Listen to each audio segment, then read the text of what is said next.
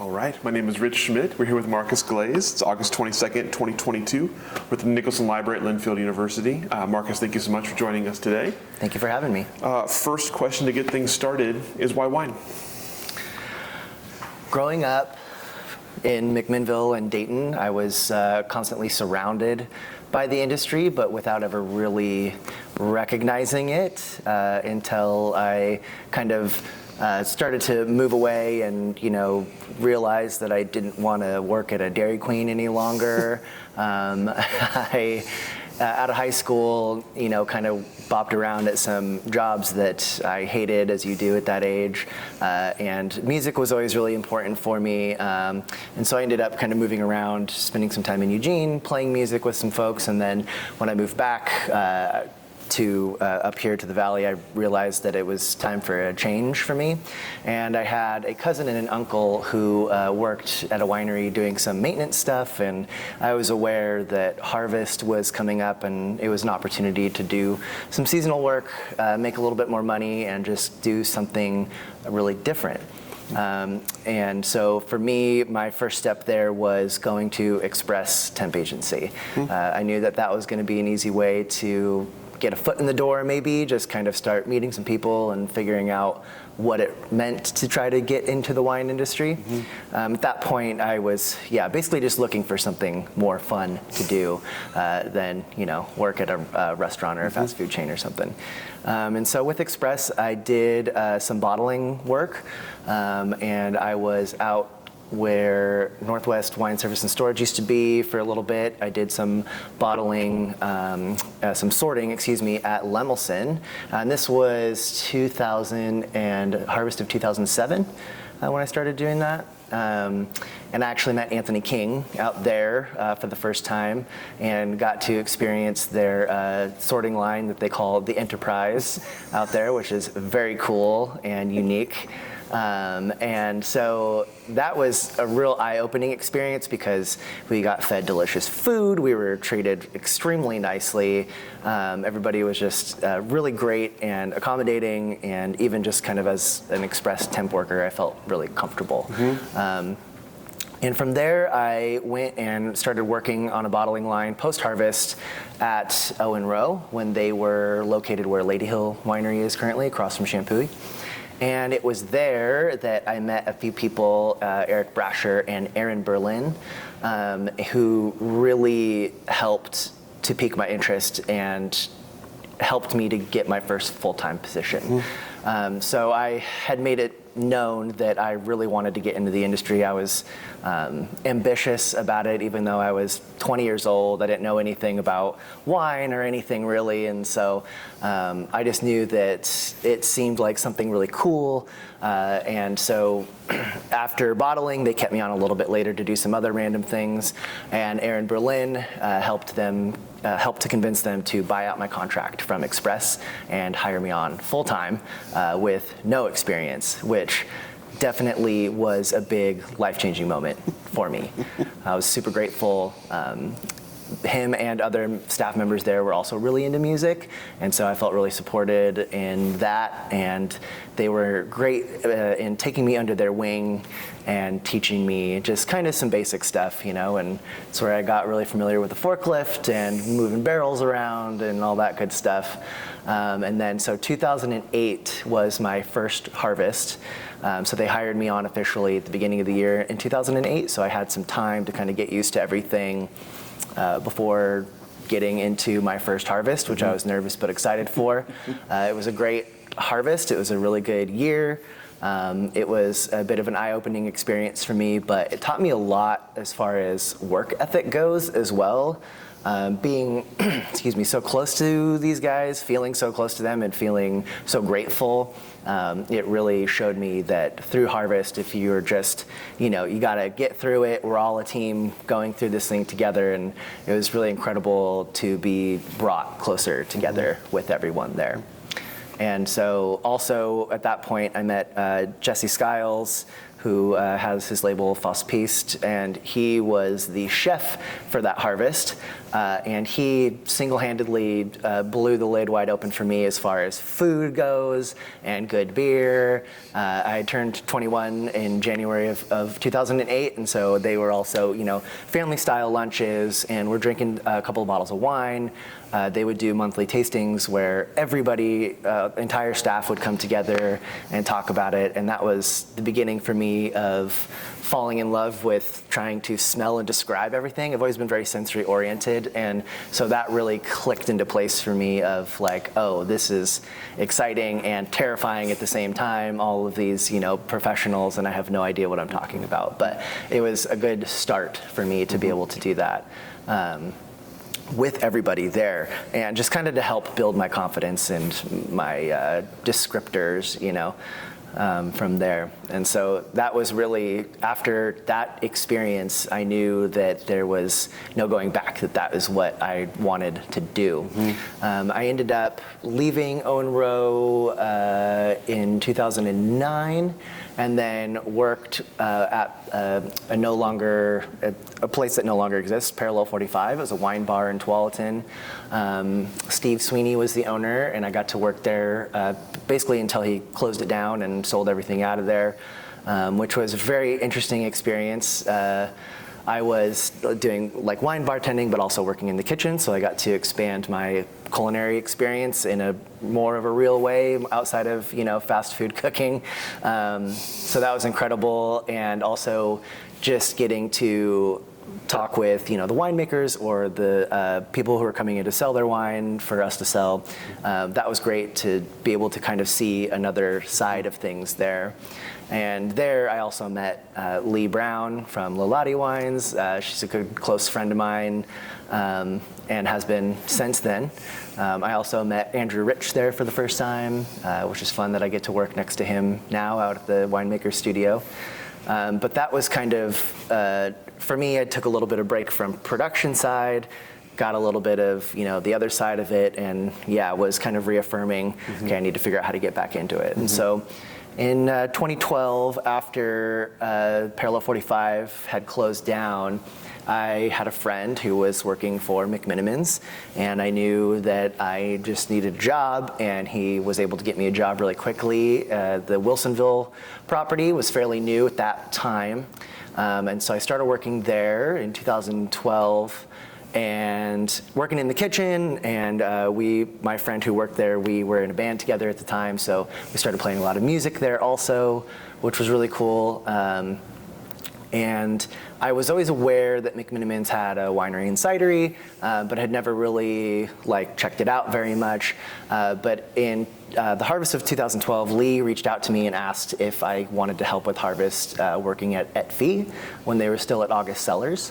And so I got to work with Howard and Jessica and Lee that year, which was also incredible, super small team, very focused.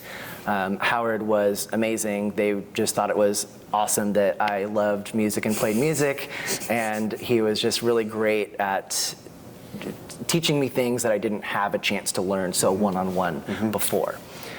So that was really wonderful, and a very felt like I was kind of a part of the family for that harvest, which was very wonderful.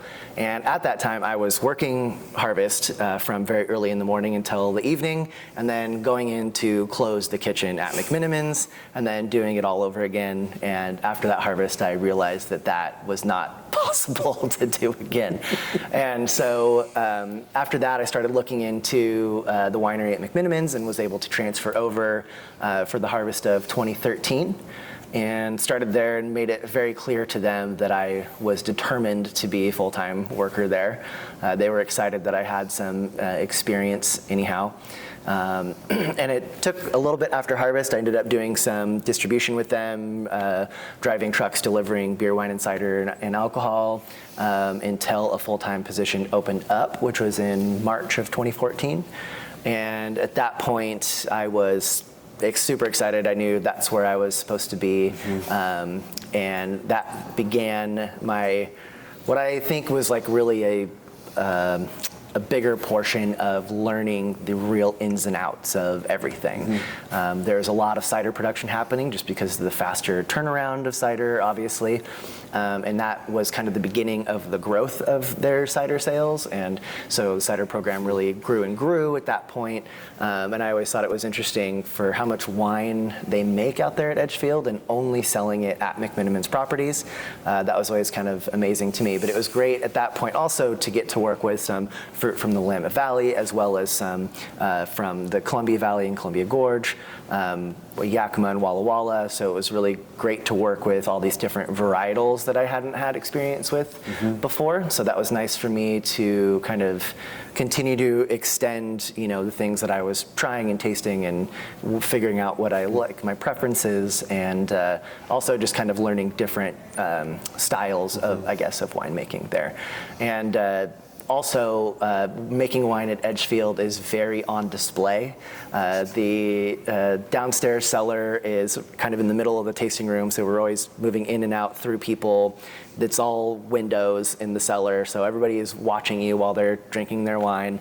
The press and tank pad are outside, and so during the summer, when Edgefield has their concert series, there's 500 plus people who have been drinking and partying, who are watching me dump, grapes into the hopper.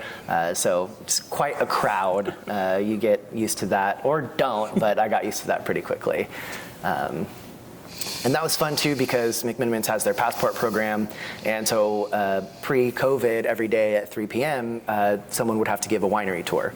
And I would always try to do that myself. It really gave me a chance to continue to practice my knowledge, practice just kind of like a public speaking thing, but it helped to really retain this information that I was learning every year there, which was great. And I also, got a chance to promote my band any chance I got there. So that was also helpful for me.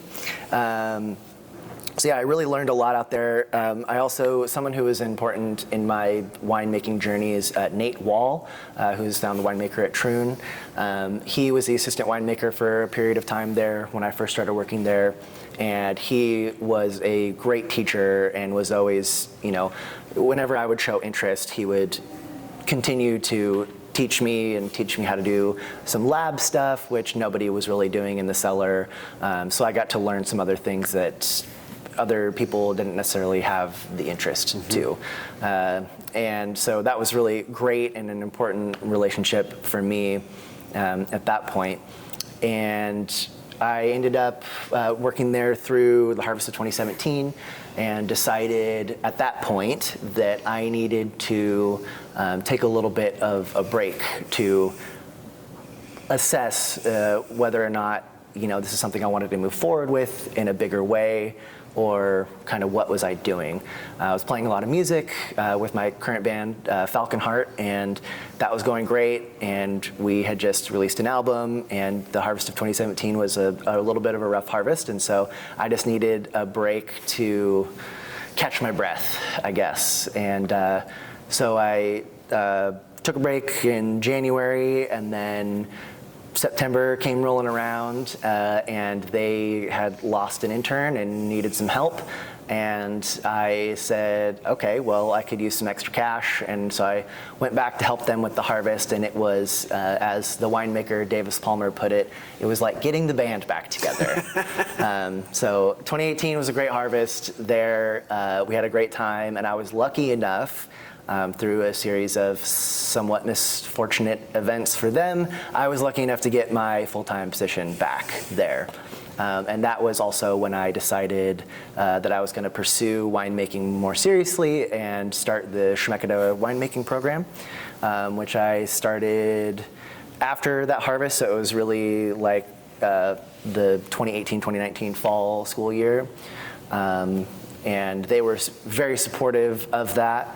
And that was wonderful. And shortly after I started that program, they kind of created like a lab tech position and offered that to me. And I took them up on it because that was definitely something that I needed to fill in the blanks about a little bit. I had done a ton of cellar work and felt really comfortable there and on a forklift and with barrels and everything. And so it was nice to get to do that and work with the current assistant winemaker, Raquel Chappell there, and she was great in helping to teach me proper lab etiquette, if you will, and titration and just patience and doing all these things. And that was wonderful because working there and doing that and starting school, there was a lot of parallel things. So, with the school program, we were doing same things that we were doing at work. And so that was great to get to kind of practice it constantly and really fill in any of those gaps in the knowledge that I had there.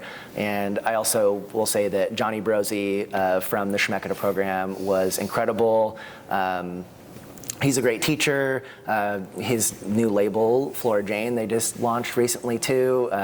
And now I can say that he's a friend as well afterwards. And so Chemeketa was an incredible experience to be able to, go to school and work full time and take the 2-year program and kind of stretch it to 3 years for me was great. To get to network and meet all of the people, the variety of people that were coming through that program was very cool. Making some friends and some industry contacts through that as well has been super important. And something that I kind of skipped over that was important for me at Edgefield is the harvest of 2015 was when I met my current fiance, Rachel Fishman, who's the assistant winemaker at Dobbs Family Estate. And that was not to be overlooked because that was a pretty important year for me. We met, and then she just came to Oregon from working harvest in Australia, and then went to New Zealand right after harvest of 2015 here. And then moved back to Portland and started working at Dobbs and has been there ever since. So they just started their summer bottling today, so she got up at about 3:30 this morning to get there really early. But finishing the Chemeketa program, I just got my diploma in the mail about a week ago, and was very proud, but kind of a bittersweet thing because it was awesome to have this motivation to be constantly learning and working on something and working towards something. And I think it has left me with this feeling of, now that I don't have that always in the back of my mind, I would like to fill that with just continuing to gain knowledge in places where I need to work on, which has been great. And just as of just about a year ago, earlier this month, I was contacted by Isabelle Meunier to interview for her assistant winemaker's position. And I got to meet her, and how that kind of happened was her husband, Andrew, with Radiant Sparkling Wines, has been helping Edgefield make their sparkling for a long time, consulting, and he also helps Chemeketa do theirs as well. And so I've known him, and coming full circle, Aaron Berlin works with him now. And so it was great to be reconnected with him after so many years.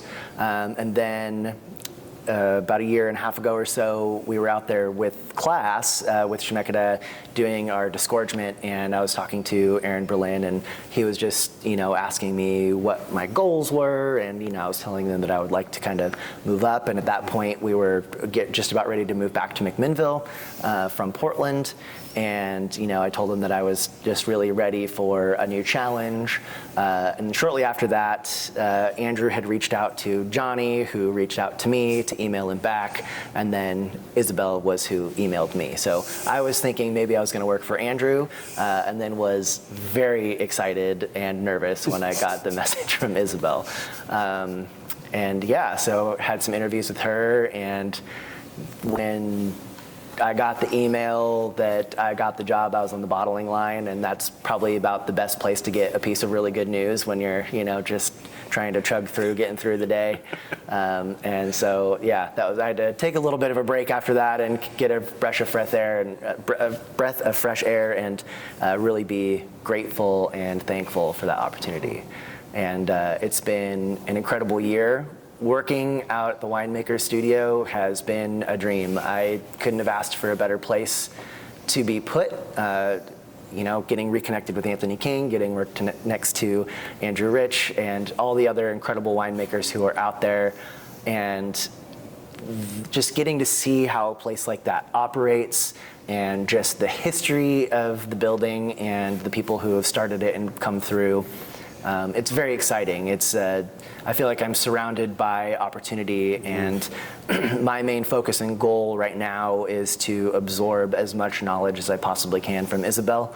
And it's really cool when I tell people where where my new job is, or I talk to people in the industry and they ask, where are you working? And I say, oh, I'm Isabelle Meunier's assistant winemaker, and everybody's like, whoa, very cool. She's a rock star.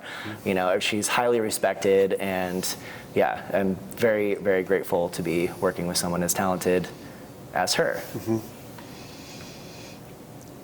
It's quite a journey to get there. Indeed. Yeah. I want to back up a little bit and talk about some of the sort of steps along the way there. You kind of talked about sort of sounded like your interest in winemaking sort of gradually. It took a while. It took a while for you to find it. At what point, or what caused you to decide that it was something you really did want to pursue seriously? Was there a moment? Was there an event? Was there something that kind of pushed you in the direction of doing what you're now doing?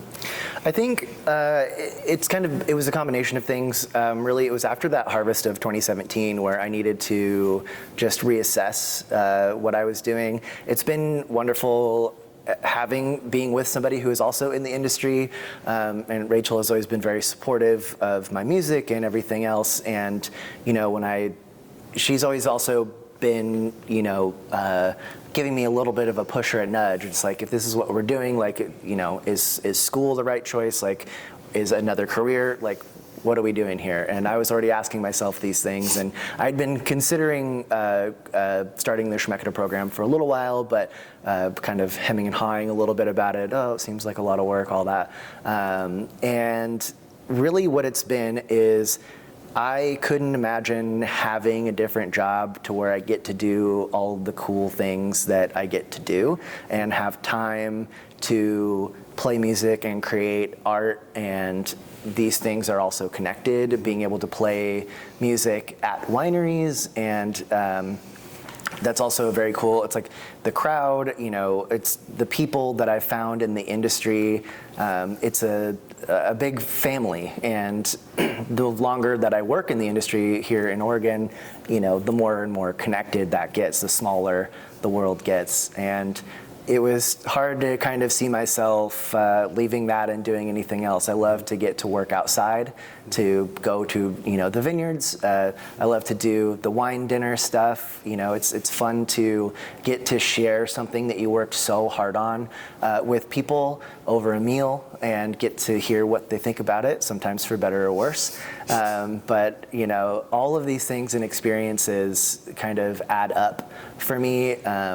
And it's fun, it's challenging, and I have been learning ever since I started working in the industry. And that's also really important to me, is to feel challenged and to feel like, I have come so far and I've learned so much and I still don't know anything. That's kind of how I feel. Mm-hmm. And so it's exciting to want to continue to learn more. So I'm going to step aside from wine for a second, talk about music, obviously a big part of your life as well. So take us through a little bit of the kind of the music journey for you that's going parallel to all the wine journey. Tell us how you sort of got into it and some of the big moments along the way on the music side.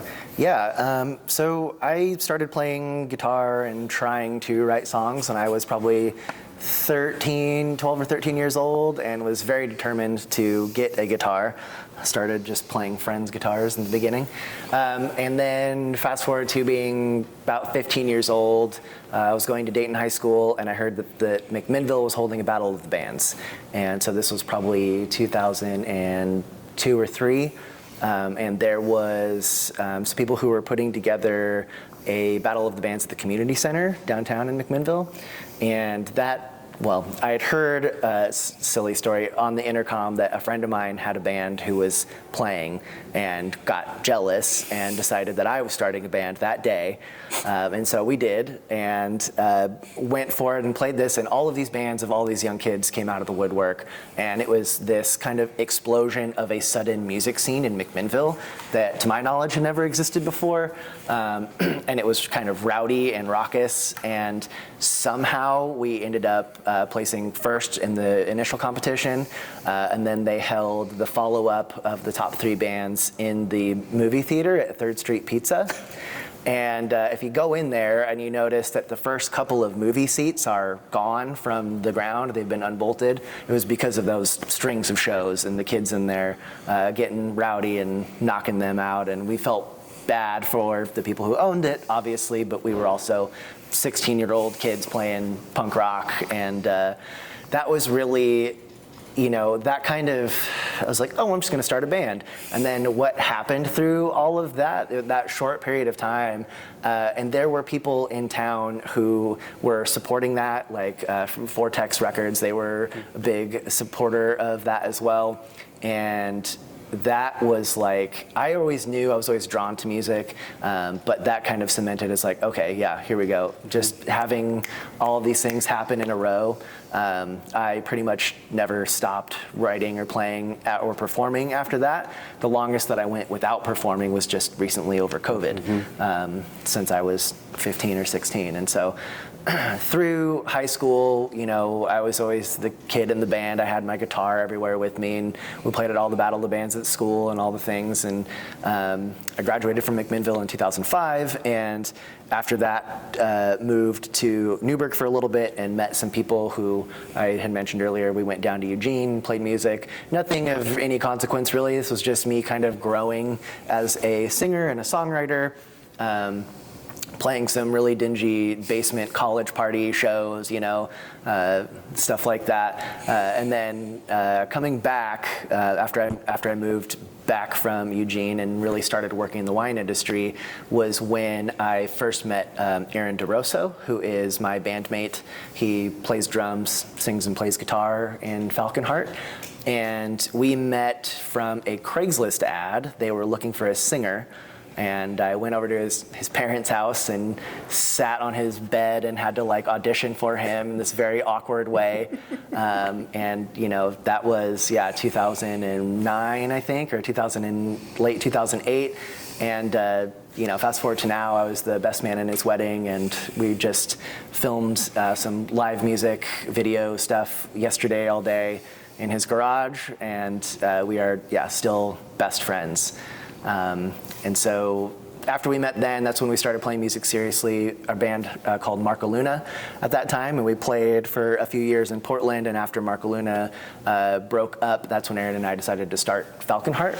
We had always kind of done some on-the-side acoustic stuff, songs that didn't necessarily fit into the other band, and then when they disbanded, we decided to get it together and really get after it. And we have an electric violin player. Her name is Jean Masteller. She was playing in another group at the time, but we asked her to do some recording with us, and it went wonderful, and we ended up kind of forming a band around that. And then in 2017, we released Catch the Wind, which is our debut album. You can find everything on Spotify and iTunes and all that stuff. And in 2018, we ended up taking a little bit of a hiatus. Aaron bought a house and had 2 beautiful little kids. And just about earlier this year, obviously the pandemic happened in between that, we started kind of getting after it again, and we've played a lot of shows this year. We are playing this upcoming weekend, the 27th, at Coelho Winery in Amity.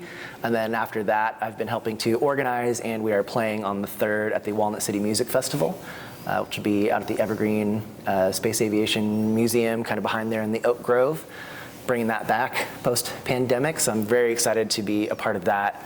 I think that music for me as a young kid, without a lot of support, in school and everything, it gave me something to latch onto. It gave me something to look forward to. It gave me something to work towards and aspire towards. And the support that I found through that really sustained me, and I think really helped to push me in a positive direction in my life.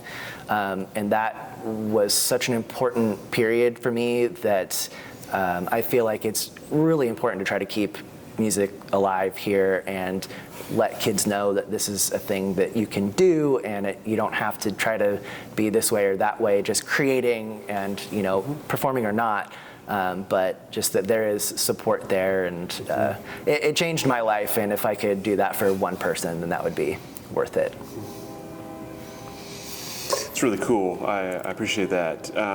Tell me about, I'm curious about sort of being a musician and recording in this day and age. What was it like creating music and getting it out into the world in the era of streaming, in the era of that? And then how do you deal with something like a pandemic when you have this urge to create and perform? Yeah, well, things have changed quite rapidly with streaming, and trying to do that, it's kind of everybody coming together and trying to figure out collectively how to do it. There's not really any right way, I would say. It's not as like cut and dry as you get a record deal and go from there anymore. Technology has come to a point to where people are cutting albums in their garage and it's sounding great. The thing about marketing and releasing is really hard because there's a million different ways that you can do it. Now people are starting to come back around to buying physical media, so like records, vinyl records are coming back. CDs are dead. Nobody even has a CD player anymore. It happened fast. But yeah, a lot of it's about streaming, and unfortunately, streaming doesn't properly compensate artists, but you kind of have to be on a streaming platform to be able to. It's a bit of a double-edged sword, unfortunately, so you just kind of try to do what you can to grow your community, and consistency is key. And obviously the pandemic really threw a wrench into a lot of that, because for so long nobody even knew what was really going on, like how scary or dangerous is this, and things were still happening, and then nothing was happening, and then kind of, it was a very start and stop sort of deal. And for us, it was, Erin had just had one baby, and then they got pregnant with their second baby. So, they were kind of going through a lot of life changes. I had started school, and so I had that keeping me busy. And so it was really just trying to pivot to, well, let's continue to write. And that's not something that we ever really stopped doing anyway. And maybe songs got a little darker at that period, but but it was really just kind of like being okay with, at that point, it's like, okay, for where we are with the momentum that we had or didn't have, it was okay to like take a step back, take a breath, and try to figure out how to go forward from that. It also allowed us to, when we released our first album and did our big release show and stuff, we did all this work, put a lot of work into it, and it was a lot of learning about a lot of things and a lot of worrying about a lot of things. And coming back to it, we've decided to not give as much energy into worrying about it, and just trying to do what really makes us happy, which is creating art and doing it together as friends, and singing together, the fuzzy feeling we get when we're all singing harmonies. It's like, of course we want to show that to people, but really what it is, it's on a different level, of creating and making that magic. And of course we all want to show it off because we're all exhibitionists, but put it in front of people as best we can. But now that that's been able to happen, this year we've really kind of hit the ground running, and we didn't have to start from ground zero. We had all this material and the rapport with each other, and so it was nice to kind of get right back at it. And now we're kind of coming back around to harvest is quickly approaching, so they know I'm going to need a break, but it's been good because we all kind of need a break, and from here just trying to plan out smartly what we want to do and what we want that to look like for ourselves, and we know what we don't have to do, so that's kind of a good place to be in for us. So I'm curious about, you brought up a couple times, obviously, family growing and buying houses and working harvests, and how do you balance the energy and the time needed to do these two things, which are both could consume all of your life if you wanted them to? It's a great question. Just over time and experience of having some times where that was out of balance. I think, like I said, having a partner who is also in the industry, we both really understand where each other are coming from during harvest. All of my friends, I've been in the industry long enough now where they kind of know that that's a given. During the fall time, it's kind of break time. And then afterwards, easing in through holidays and stuff like that. Mm-hmm. But music is also one of those things where, maybe the knee-jerk reaction is to, drop everything, let's go hit the road and all these things. And well, that's really hard to do. And unfortunately, the older you get, the tougher that gets. You want to, now that Aaron has a family and, people have their jobs and careers, and we want to, music is extremely important to us. But, for me, looking forward into the future with us, I'm taking those things into very serious consideration to try to find that balance. So only doing things that make sense for us to do. We don't want to just, as appealing as it is to, get a van and sleep on people's floors and couch surf and, maybe break even if we're lucky. I know that that's not what we have to do.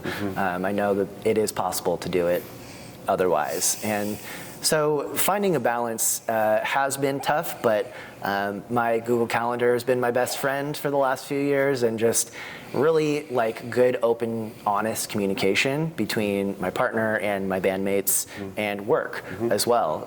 That's super important, just getting out ahead of it and letting everybody know, Isabelle knows how important music is to me, but also my band knows how important this job is to me. And so, me taking some extra time to go through school, and now that I'm finished with that, have been getting finished with that, we've been excited and just playing, which is good. But now, we kind of got out of balance. Now we're trying to kind of balance it back out again. So it's a constant, I wouldn't say struggle necessarily these days, but we're constantly working towards that balance. The maturing rock star. Sure, yeah. So I want to talk about some of the biggest moments for you winemaking-wise up until now. So let's talk about your time at Edgefield. What were were there benchmark moments for you, or were there kind of aha moments for you as you were working there? When did you sort of feel like you were, this was not just something you were doing, but this was something that you were and wanted to keep doing? Were there moments for you along the way like that? Definitely. I had already mentioned how Nate Wall was really important at that point for me, because I was really just excited to have a full-time position in the industry again, and somewhere that was so interesting. Edgefield is definitely its own beast. Just with the property, it's gorgeous. Obviously, it comes with challenges, like any place does. Making wine in the basement of a historic hotel has its challenges. So having somebody like him who was always extremely passionate about winemaking and always trying to learn more, and always looking for somebody to kind of listen to him talk about it. And he is a great teacher as well. And so there are a few moments when we get to, they do a celebration of Syrah event. And so a lot of people bring their Syrahs and other Rhone varietals, and they come in and do a pouring and a tasting. And it was always at an event like that, he would just light up and was really excited to share knowledge about a region, or if I was pouring something from somewhere. And so that's where kind of my curiosity about wines from other areas was starting to peak at that point. I talked about him showing me some lab stuff and getting to even doing something which now I feel is as simple as a titration. It kind of looks like a mad scientist setup when you're in there, and at Edgefield, people are just walking through all the time, and so customers are like, what is happening in there? And also giving the tours, the more that I would do that, and the more comfortable comfortable that I got with my knowledge and talking about it, I would often get like, oh, where did you go to school? What have you, oh, you're so knowledgeable. And that's a great feeling to hear that, you know, and after a while, you know, it was kind of like, it helped to develop, like, I really do want to go to school. And knowing people who have been through the Chemeketa program and having such great things to say about it, that was an important factor in helping me kind of make that decision. Mm-hmm. So those were pretty important points for me. And then, you know, taking that break and just realizing how much I missed it. And, you know, that was kind of like a, okay, I guess this is it, yeah. And that was exciting because it wasn't like a, well, I guess this is it. It was like a, okay, this is it. I'm ready, let's do it. So. You talked earlier about the sort of the parallel timeline when you were doing classwork and also doing it in real life as well, and how kind of momentous that was for you to be doing both things at the same time. What were you developing at that point in terms of sort of skill set, in terms of knowledge, that as it came out the other side, what did you take away? What were the biggest takeaways from that time? Yeah, I think really at first definitely working in the lab and doing all things lab, not just kind of, you know, running some free SO2s here and there, but getting to work with some other technologies that I hadn't before. And that was cool because it started to give me kind of a better grasp on the micro, and then also going through school and coming out on the other side, giving a macro. So kind of getting that big picture overall. It's easy to just get caught up into the day in, day out. It's like, oh, we got to rack 40 barrels, that's a pain, you know, all these things. But then realizing how it all comes together, you know, just really gaining that big picture and understanding it more fully, that was when that started to happen for me, working in the lab and going to school. And then afterwards, now, after a year of working with Isabelle, I feel like I have like such a greater grasp on things as a whole than I did before. And I think that mostly was because I was able to kind of step back and see everything and kind of understand, you know, all the important little things and how they add up to something big. So you've worked with a lot of different people, a lot of different styles, a lot of different philosophies. So I'm curious about developing your own sort of style philosophy. As you have gone through and you come looking at yourself now, what kind of preferences have you sort of come up with in terms of wine style, winemaking style? And as you go forward, what are you kind of hoping to do with that? Yeah. Well, I think working out at Edgefield was a great, like I said, helped me to expand my varietal knowledge, I guess, working with other things and doing some blending and, you know, kind of big red blends, but then also they do a lot of white. I developed my appreciation and love for Riesling out there. They have a great Riesling program and that's been a focus for them ever since they started making wine out there.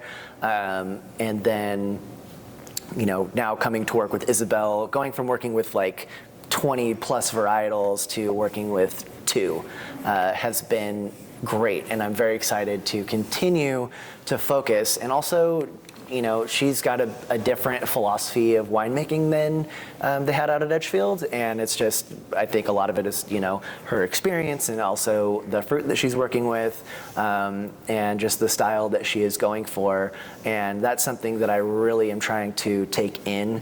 I really love the idea of, you know, making a bottle of wine to age, to last, and making something that's really expressive of place and time. That is really exciting for me, and also my love and appreciation for Chardonnay has shot through the roof since working with her. It hadn't had the same attention paid to it as before for me, and so that's been really wonderful. And just the amount of respect that she has within the industry and that people have for her is really admirable. And, you know, I would like to be respected in the industry as well someday. And for me, I would love to, you know, continue to learn about her style of winemaking and adopt a lot of that, but also, you know, wanting to make something that is really like approachable and available. Not that the Lavinea wines or any of the client wines we make are not, but just they maybe at first might be a little intimidating to like an average wine drinker, maybe someone from out of state or something like that. So I definitely, I think, down the line, definitely no current plans for anything, but it's always a constant conversation and a joke with Rachel's family of, oh, when are you guys going to open your winery or start your label? And we're always like, when are you going to loan us the money? That'd be great. But and it was more of a joke in the past, and now that I'm working out the studio, realizing that, oh, that's actually more and more of a possibility in the future. And so I think that before we go and do something like that, I just really want to make sure that I have a plan and I feel comfortable in my knowledge base of like the style that I want to do, because kind of how I'm working on a song and I want it to be awesome for when I show it. I want everybody to love it, but not everybody's going to love it, and that's just kind of a part of the process like that I have to go through. And so maybe I'll have a song that's a little more downbeat, and I'll have one that's a little more upbeat, and maybe this one's a little more bluesy and this one's a little bit more loud or something, and I kind of would like to maybe approach winemaking like that too. A little bit of variety, but focused enough to where it doesn't get kind of lost in the sauce, if you will.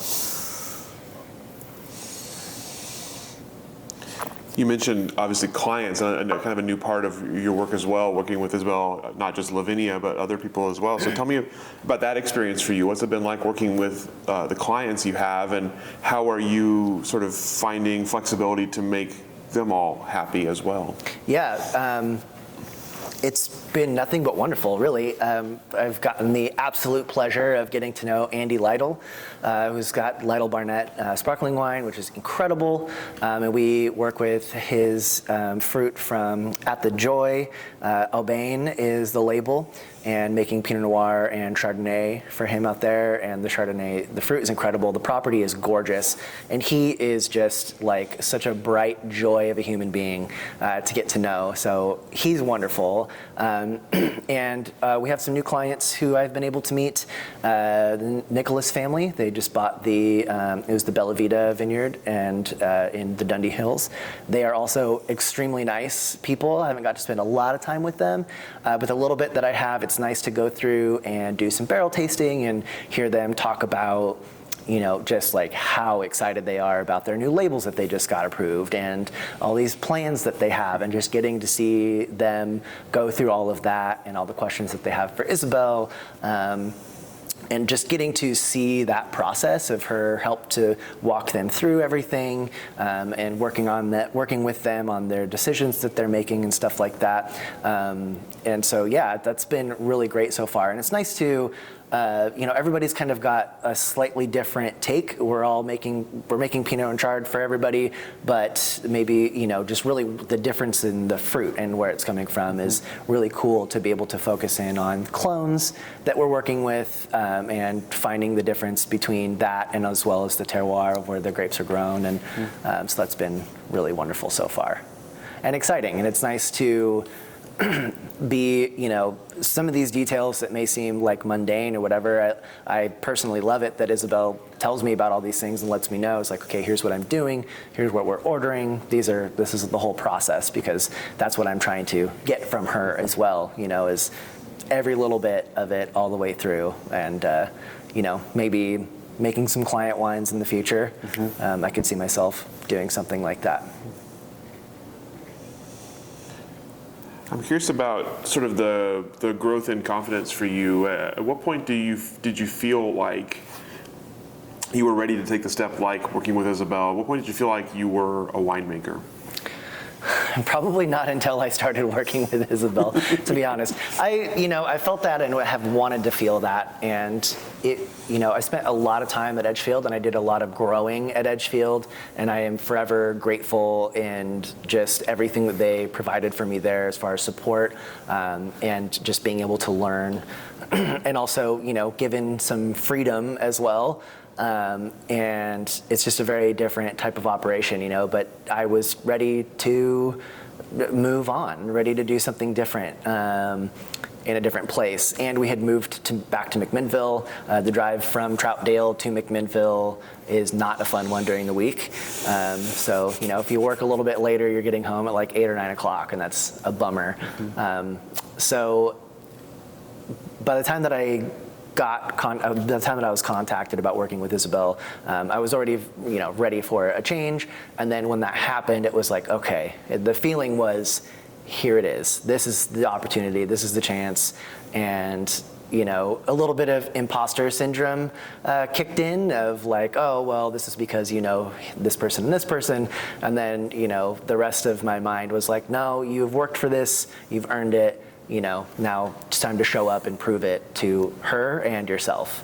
And so that was really that moment after I got that confirmed email. I took a little walk into the vineyard and took some deep breaths and was like, yes, I'm ready. This is now. And we talked a little bit about 2020 earlier on the music side of things. I'm curious about it on the wine side. What were your experiences like, both with COVID and with the harvest of 2020? What kind of decisions and challenges were there for you, and how did you come out the other side? 2020 was a harvest I will never forget.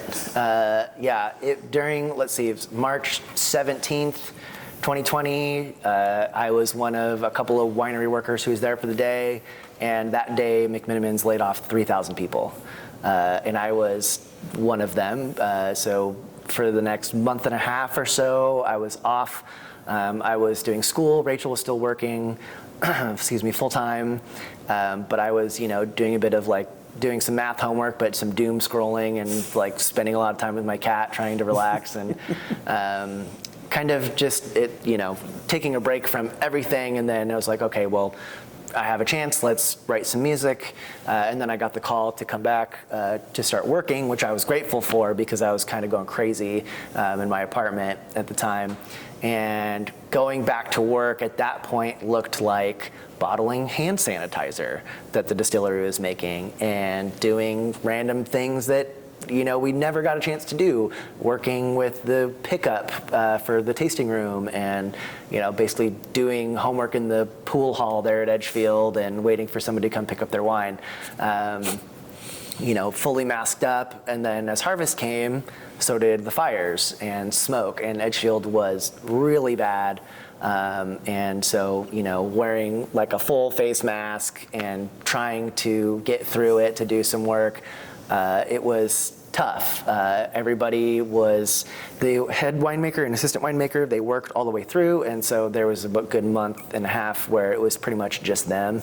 I would imagine that would have been even harder than just being off, because essentially production had halted. There was still topping and things going on that needed to, but cider production and anything else movement-wise was kind of halted. And then, the harvest of 2020 was challenging. It was trying to figure out how to keep, everybody keep distance and keep healthy and staying safe, and then doing our job at the same time. It was kind of a lot of team meetings and figuring out, is everybody comfortable? Are we good? Everybody safe? What can we be doing differently? A lot of wiping down of surfaces and doors and sanitizing. So it was a real challenge, but I think that afterwards, it was kind of like wow, we really did that. We made it happen. It was a continuing challenge dealing with smoke taint after that, and everybody in the industry kind of trying to come together and figure out what we're doing, what can we do, what can we learn from this and how to prevent, or, all those things. Mm-hmm. And so that was really interesting, and seeing everybody trying to figure it out collectively. But it was also kind of inspiring because I feel like it really brought the industry together. There's a lot of knowledge sharing, and it felt really like a big community, and it was really cool to watch. So speaking of that, let's talk about the industry a little bit more on a bird's eye view here.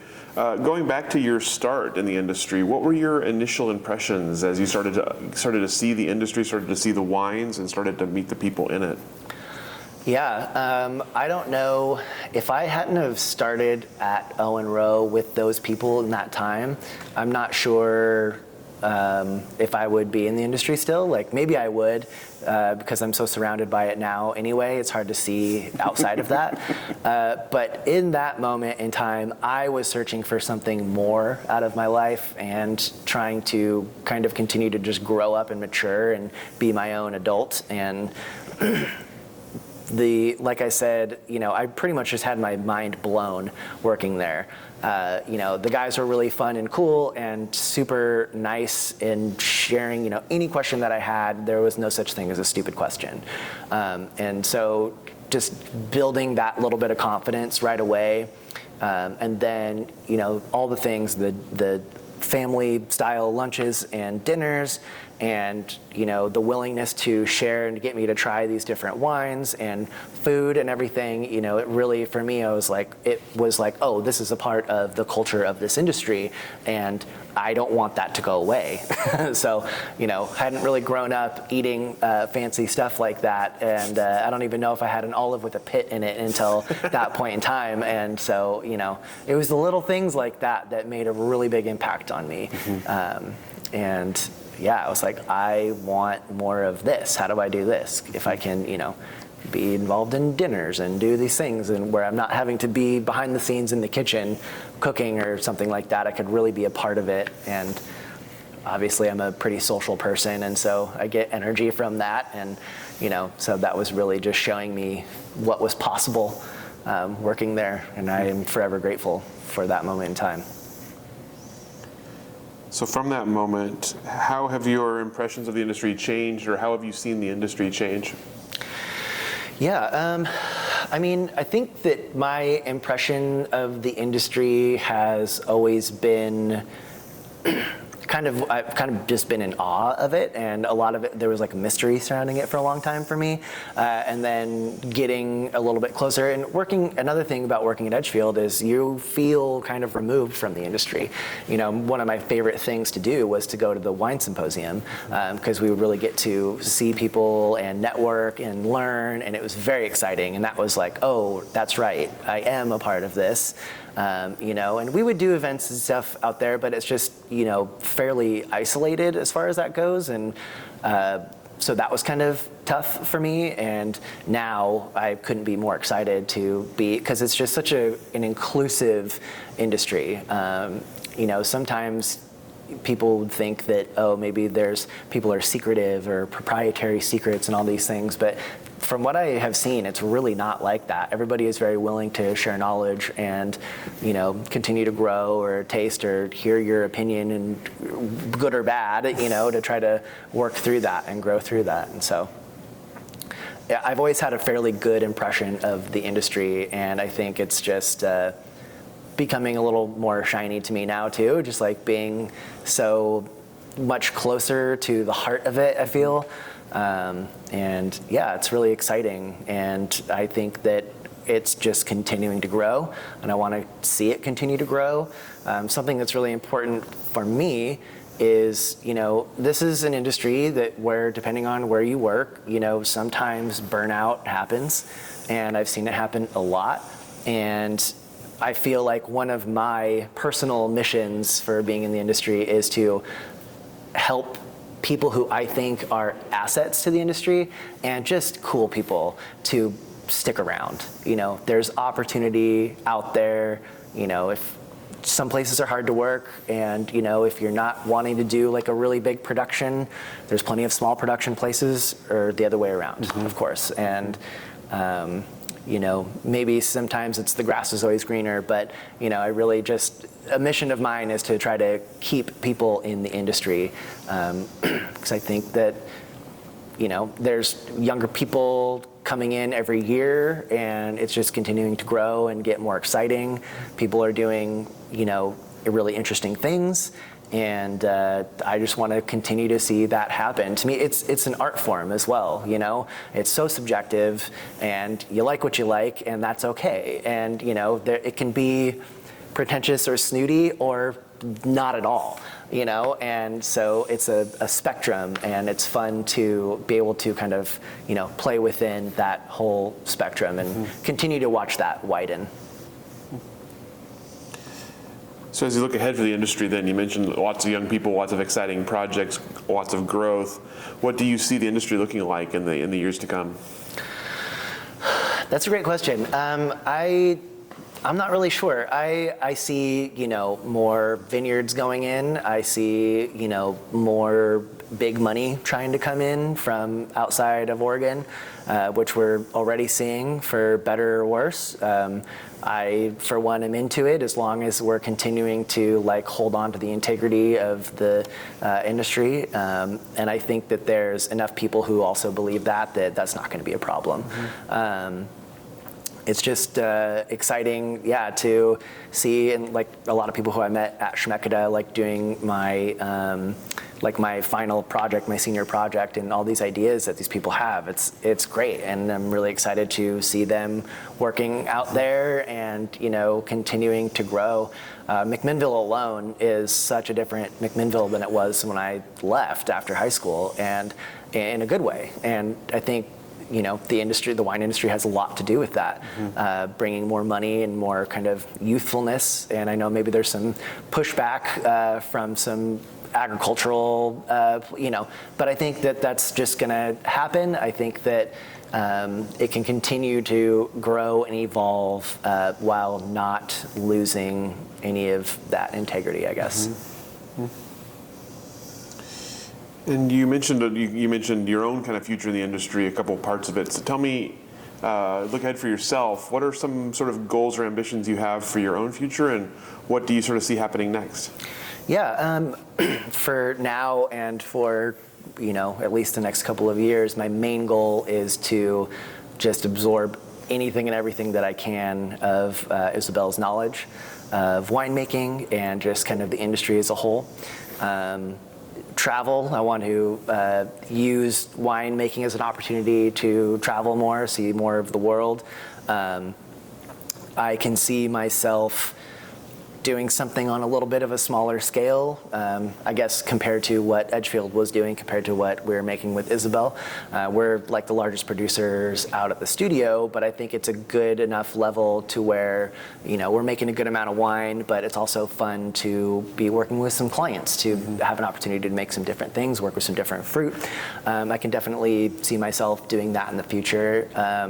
I am the type of person, you know, like, I would love to have my own label someday. That's not necessarily something I have on the books right now or any immediate plans for, but if the opportunity arises, which I'm sure it will at some point, or I will feel like, okay, I'm ready, that's something I could definitely see myself doing, some collaboration with Rachel, and yeah, potentially, you know, taking over some clients at some point in time, or